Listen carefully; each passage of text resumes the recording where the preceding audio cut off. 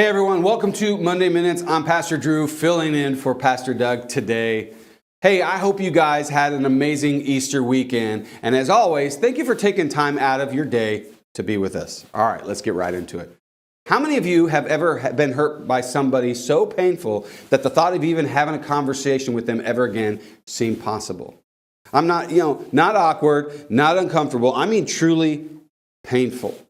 Like they knew you and they still chose to hurt you. Could have been a friend, a boss, a family member, someone you trusted who turned their back on you. Now, honestly, I've been on both sides of this equation. So what do you do when someone breaks your trust? What does following Jesus actually look like in this moment? Well, today we're going to look at Peter and Jesus. Peter was one of Jesus' closest disciples, and he didn't just mess up. I mean, he denied even knowing him 3 times. And then after the resurrection, Jesus does something with Peter that's unexpected. In John 21, we see Jesus, and he calls Peter over. And he begins to talk to Peter, and he says, "Peter, do you love me?" And he asks him that question 3 times, and all 3 times Peter says, "Yes, I do. You know I love you." And then Jesus does this. He says, "Well, then go and feed my sheep." Why does Jesus do this? Because Jesus wasn't just restoring or loving Peter. He was reconciling him. And here's the truth. Jesus didn't just cancel Peter because of what he did. He calls him back. And in the same way, we're called to reconcile people as well. Why? Well, I want to talk about 3 things today when it comes to reconciliation. And the first one is reconciliation reflects the heart of Jesus. Jesus had every reason to walk away from Peter. If anyone had a reason to be offended, it was Jesus. But Jesus didn't take the bait, okay? Peter failed publicly. Peter abandoned him. Peter denied him at his worst moment. But Jesus shows up, I love this, and he begins to cook breakfast, and he calls him over. And what's he do? He restores him. And that's wild because reconciliation is not natural, but it is Christ-like. In 2 Corinthians 5:18, it says, God gave us this task of reconciling people to him. See, we don't reconcile people because they deserve it.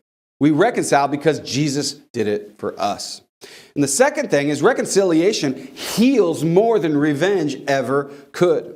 Let's be honest. Sometimes we want people, to feel what we felt. We want distance and we want justice and we want them to know that they messed up. But Jesus chooses restoration over retaliation. And here's why. Because revenge will keep wounds open. But reconciliation is where the healing process begins. Imagine Peter living with guilt, shame, and regret. And instead of reminding him of his failure, Jesus gives him a future. He says, "Feed my sheep." See, reconciliation doesn't ignore the pain. It redeems it. And third is reconciliation sets people free, including us, including you. Here's the part most people miss when it comes to reconciliation is that it isn't just for them, it's for you.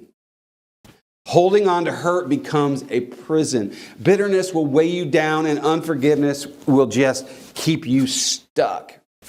But when you choose reconciliation, you release the weight and you step into freedom. You see, Jesus didn't just restore Peter's relationship, he restores Peter's purpose. And sometimes the person who hurt you, in fact, most of the time, is still someone that God wants to use. So here's the question. Who do you need to reconcile with? Maybe it's not a full conversation yet. Maybe it starts with forgiveness in your heart. Maybe then it's a text, and then it's a prayer. And then maybe trying to find a way for conversation, but it's a step. But hear this clearly. You are never more like Jesus than when you choose reconciliation. So what if instead of canceling or condemning people, we restored them? What if instead of holding on to hurt, we carry healing? What if this week you became the person who brings peace into broken places? Because that's who Jesus is, and that's who we're called to be. Hey guys, I hope today's message, just blesses you and really speaks to you. And until the next time, I love you. Have an amazing